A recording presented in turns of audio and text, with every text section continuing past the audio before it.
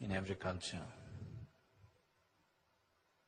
Anything beyond the normal perception of life, anything beyond the normal day-to-day happenings means it's an opportunity to ask and receive things which are not normally available to people. The Santa Claus of the West, who is bag full of gifts, or the traditional 3 boons of India. Whenever God appears, he offers you 3 boons. You can ask him what you want.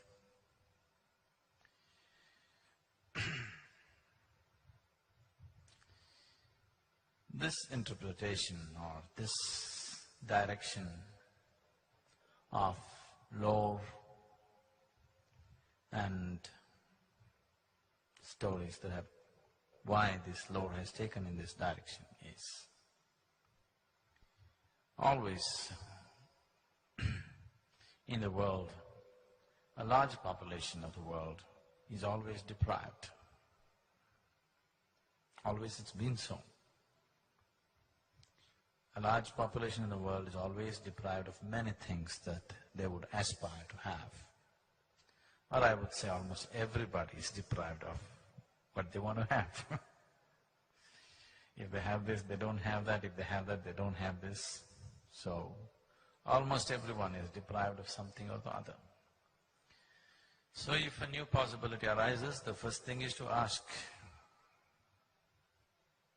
And if anybody is of any worth, he is supposed to give. I know there are various people, there are various prayers and lamentations of the so-called devotees where they are swearing by the God and saying, if you cannot even give this, what kind of a God are you? If you cannot even do this, what kind of a guru are you? Where is your compassion? In the Shaiva lore, Shiva narrates many stories and incidents to highlight the limitation, to highlight the trouble that one can get into just by giving indiscriminately. The trouble that both the giver and the receiver can get into by simply giving somebody something that… for which they are not yet there. If they had evolved their life to a point, to that which they are desiring, it would anyway happen. But before they reach there, they want to have it. Before you evolve yourself to a point where you're ready to receive something, if you receive something, the great gift may become a great curse. There are any number of people on the planet who manage to somehow manipulate situations to get something that they want and suffer immensely because of what they received. They would be better off with the desire, but by fulfilling the desire, they get into deep trouble. So both the giver and the receiver can be in a lot of trouble simply by giving something or by receiving something for which they are not ready. Many times human beings, once they attain to a certain level of attainment, they have an urge to be overly compassionate. Misplaced compassion always comes from your ego. You want to be the most compassionate person on the planet. Wherever anybody needs anything, reach out. This is not coming from any kind of understanding or wisdom or awareness. This is coming from wanting to be the best or the most. You know, whatever you do, you want to be the most. Wherever you go, even if people say, I'm stupid, people want to say, I'm the most stupid person in the world. Even there they want to stand first. Somehow they want to be the best, one way or the other. I want to be the most intelligent or I want to be the most stupid. I don't want to be lost in between. I don't want to be ordinary. I want to be somehow special. So you want to be the most compassionate. This problem is there among people. They want to be the most compassionate.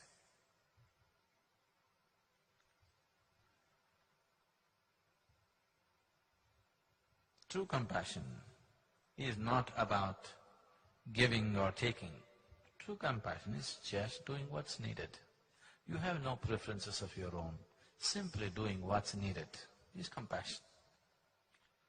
You revving yourself up into a huge amount of emotion and reaching out to somebody is not compassion. This is just self-satisfaction, devious ways to fulfill yourself. Compassion is possible. Genuine compassion is possible when there is nothing to fulfill in you, you're just doing what's needed. But always, if you get into a deep emotion and do something, you think that was a very compassionate moment. No, you're seeking self-fulfillment. I'm not saying anything right or wrong, it is still coming from a certain inadequacy. So one overly compassionate sage who was indiscriminately disposing of people's needs because of his austerities, he had attained to a certain capability and he was giving it away. So one day Shiva called him and tried to advise him. See, this is not good. The way you are dispensing gifts and boons to other people, this will not bring well-being to you or to the people whom you give. It may bring you much trouble, it may bring him much trouble, or both of you much trouble. So, stop giving these boons. People come and ask, it's okay, you don't have to give. Parvati, Shiva's wife, who was sitting there, she said, oh my Lord, how is this possible? As it is, there are very few givers in the world. As it is, there are very few people who are willing to give anything in the world. And the few men who are giving, you are trying to restrain them also. What is the point? At least a few men who are willing to give, let them give. You must explain this to me. This is not fair. There are very few givers. That also you want to discount and make it much smaller? Then Shiva said, see, this is not about depriving people of something. This is not about depriving the world of receiving something. Nor is it an effort to deprive the person to have the pleasure of giving something. It is just that instead of helping people to evolve where they will naturally receive the bounty of life, an unevolved person, if you give something, you will only overburden him. You will only destroy his life. If you're concerned about somebody's ultimate well-being, you must put him through the painstaking process of evolving him to a higher possibility where he will receive higher dimensions of life, where receiving just happens to him because he deserves it. If you gift a ton of gold to an ant, it will only crush the ant. It will not make the ant rich, it will only crush the ant. So what you give, how you give is very important. You don't just give because somebody is asking. Let me tell you a story. Once there was a very sweet sage. Sweet one, not like me.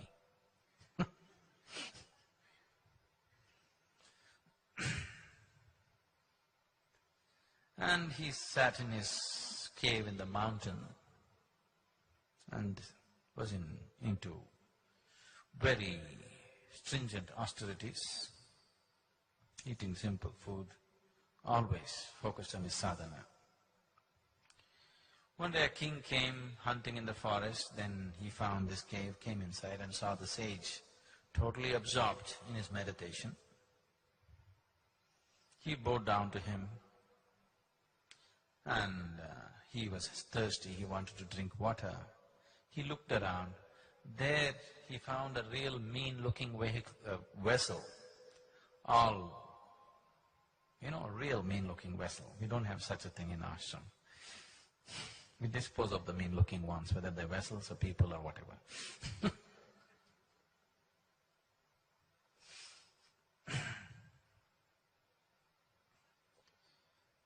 The king thought, such a wonderful human being, so deep in his meditation, so dedicated, why should he use such a mean-looking vessel? So he rode back. Then he sent some of his men and said, leave 2 most wonderful golden urns for him to use, 2 golden vessels. So his king's people came, took away this mean-looking vessel and put up these golden vessels. And after a few days, the sage opened his eyes and to perform his morning ablutions and also for other purposes, he looked for his vessel, it was not there. Because he could not find it anywhere, then he found these 2 golden vessels. It was not very convenient, they were too elaborate, ornate and heavy, but he decided to use it because there was nothing else. Life went on for a few days. One day, a very mean-looking person with a very mean mind, with mean intentions, came in the direction. He walked into the cave and the first thing his eyes fell on the golden vessels. Then the sage welcomed this man, served him a small meal that he had. The man ate, but his eyes were fixed on the golden vessel. The moment the sage closed his eyes to meditate, the man picked up the golden vessel and ran. When he ran, the sage saw in his meditation this man running away just with one golden vessel. Then the sage ran behind him. Both of them ran. The man saw the sage coming and ran faster and faster. But because of all this yoga, the sage could run faster. By the time the thief reached the town, the sage caught up with him. Then that man, he was too tired to do anything else. He placed the golden vessel at the sage's feet and said, "Forgive me." People gathered around them. And the sage said, "No, I had one more. You just forgot to take the other one. I just came here to give you the other one." And the man didn't know what to do. And the people who looked at this whole scene really humiliated the man, because he stole from such a man who is running behind him to give him the other vessel that he missed out. The sage went back. He went back and he started looking for his old vessel. He searched the whole cave everywhere, here, there. In the process of turning everything around, he pulled out a few baby mice who were there, and also the mother mice. When he turned everything around, these baby mice fell out. The mother mouse, terrified, ran away, abandoning the children. So the sage ended up with 5 little mice. The mother was terrified, never came back. So he started feeding these baby mice with little grain that he had, and they were slowly putting on weight. One day, a cat walked in and mopped up 4 of them. The 5th one, the willy one, went and hid in a corner and escaped. But 4 of them, the cat mopped it up. Then this one mice, he was feeding it and making it grow. Then one day the cat came. He chased away the cat. The mouse was so terrified. So the sage, out of his compassion, thought, how long can I protect this mouse? Every time the cat comes, I'll have to open my eyes, I have to come out of my meditation. This won't work. Out of his siddhi, out of his capabilities, out of his sadhana that he has done, he decided to turn this mouse into a fierce cat. So the mouse became a cat. So the other cat stopped coming because here there is a fierce cat. After some time, a wild dog came looking for the cat. Then he chased away the wild dog, but the wild dog hung around, waiting for an opportunity to get the cat. Then he thought this doesn't work, and again he used his powers, turned the cat into a dog. Then the dog was fine for some time, and the dog likes to roam around.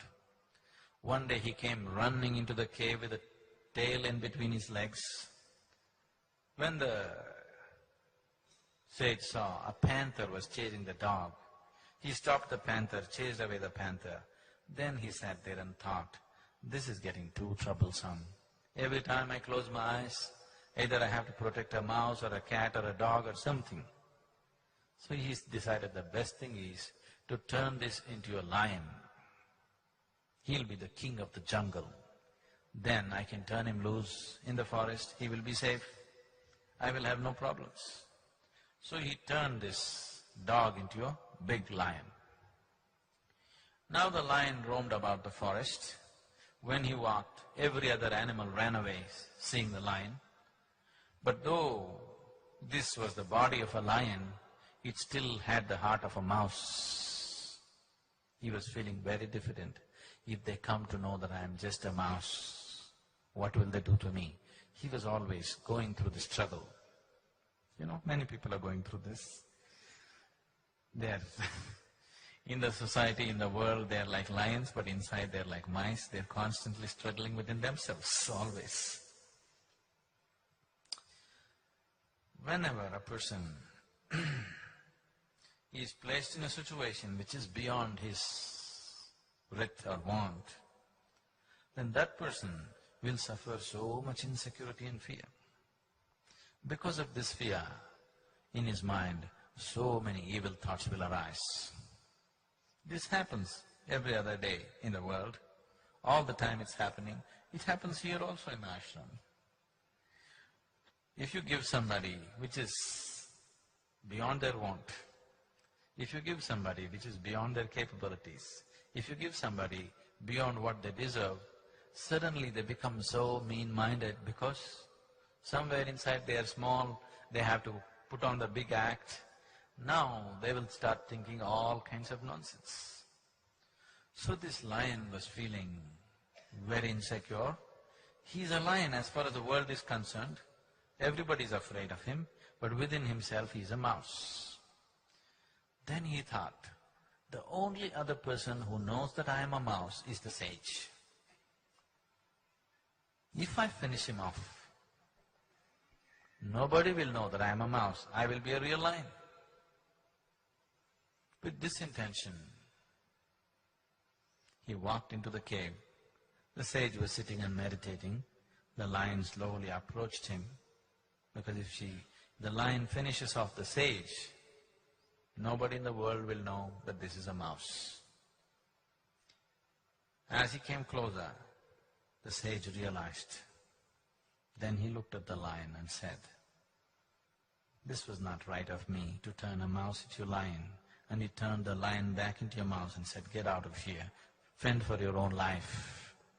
It is nature for a cat to eat a mouse, for a dog to eat a cat, for a bigger animal to eat the dog. It is natural, unless they evolve to that position. If you give them that position, they will only suffer, and they will bring suffering upon everybody. So Shiva went on with the story, and he went further. I will stop here.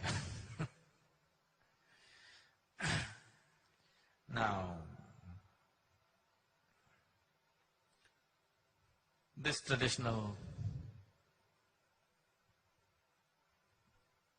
what to say, temptation that they have created in people. If you ever see a holy person, if you ever see a sage or a saint, first thing is ask for what you want, it will happen. I'm telling you, never ask, because if he is wise, he will not give. But sometimes he is just in a state where he says, okay.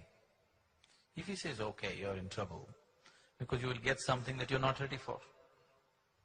If you get things that you're not ready for, life doesn't become better. Life only becomes turmoil in so many ways. So when you sit in a certain space, when you sit in a certain energy, if you notice a certain person or a place is creating a certain level of energy, it seems to be a little bigger possibility than what you are. That is a time when you don't think of anything, when you don't ask for anything, you simply sit. If you simply sit, you will get the necessary nutrient to evolve very fast, to mutate from one dimension to another. Once you grow into a certain possibility, everything that is possible in that dimension will anyway happen to you. If you do not grow into that possibility, but just aspire for that, then you're just bringing heaps of trouble upon yourself. So meditation, temple, jnana linga, or sitting with the Guru is not a time to ask. It is a time to imbibe and allow this one to evolve into a higher possibility, so that if it evolves, what has to happen to it will anyway happen.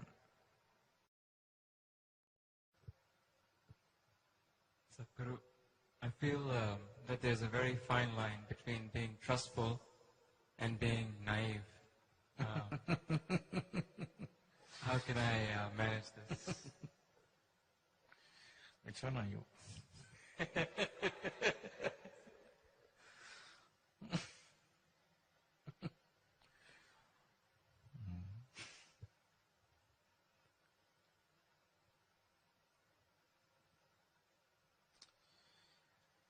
Right now,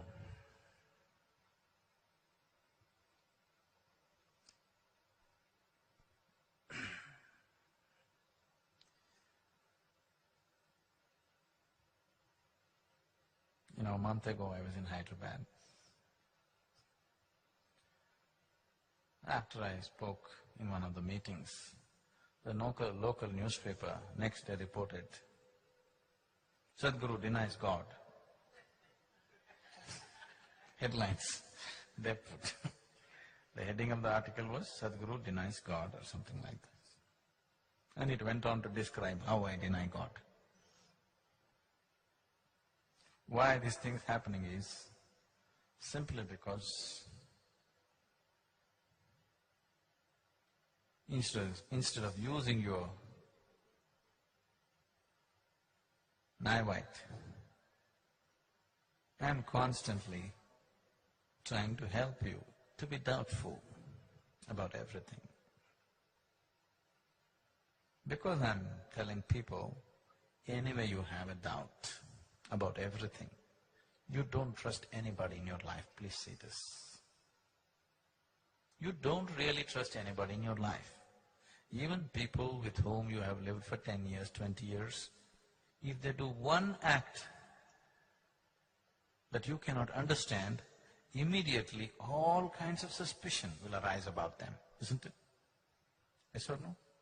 If they do just one thing that you cannot understand, any number of suspicions will come in your mind. A guru is always a suspect.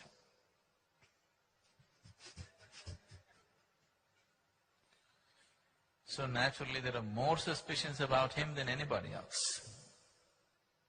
Unfortunately, that's the reality. That is why the possibility which is so close is so far away.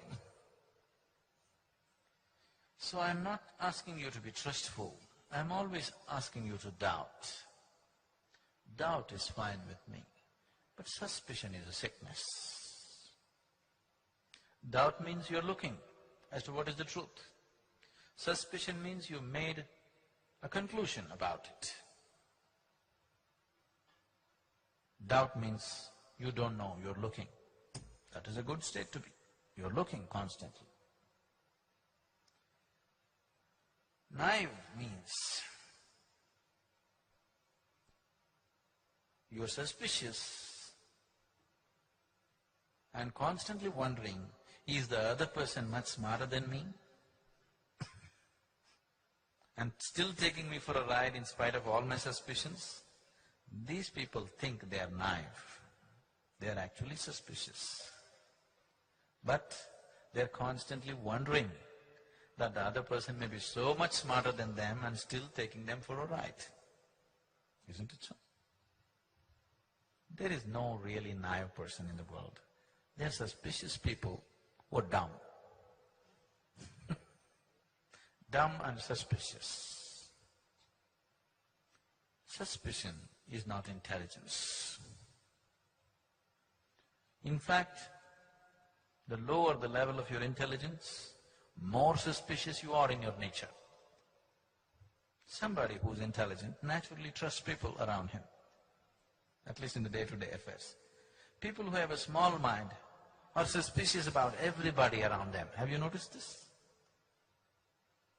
The less intelligent they are, the more suspicious they are always. Because they can't figure out one thing from the other. They're constantly afraid that somebody will misuse them. They're constantly fear that somebody is going to take them for a ride. So they will be very suspicious, but they're clueless. So they call themselves naive. They're not naive. They're suspicious, but with the brains of a caterpillar.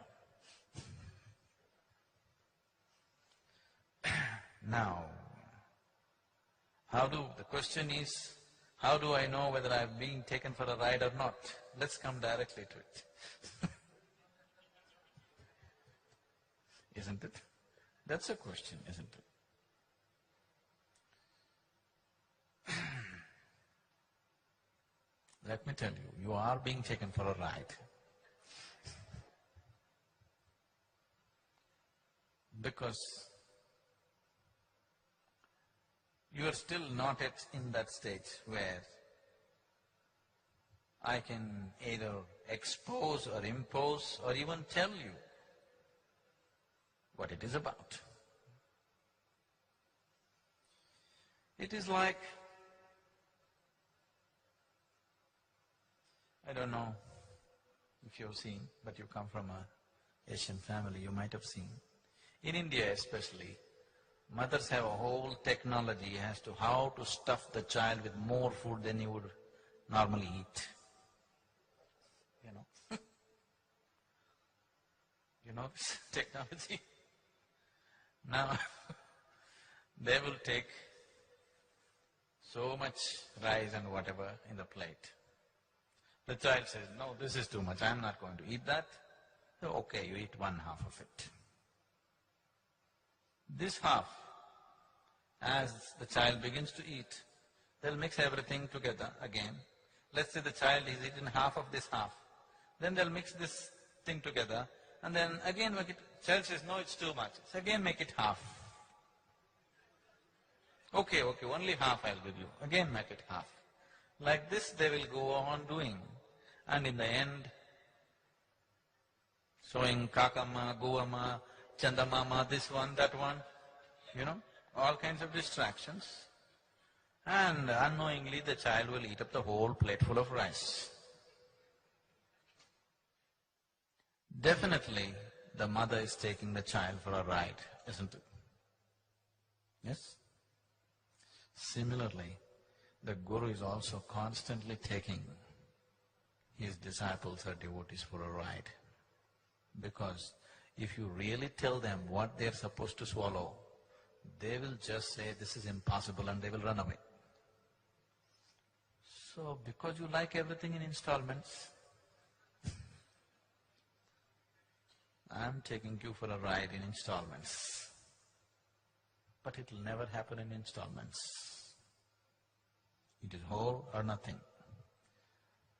But your willingness comes in installments. Do you see, the first day you arrived at the introductory, what level of willingness you were, and today what level of willingness you are? Slowly we've taken you for a ride, isn't it? Making you little more willing, little more willing, little more willing. The way I'm talking to you today, if I had spoken to you on that day, you would have left, never to see my face again. Isn't it so? So we are taking you for a ride.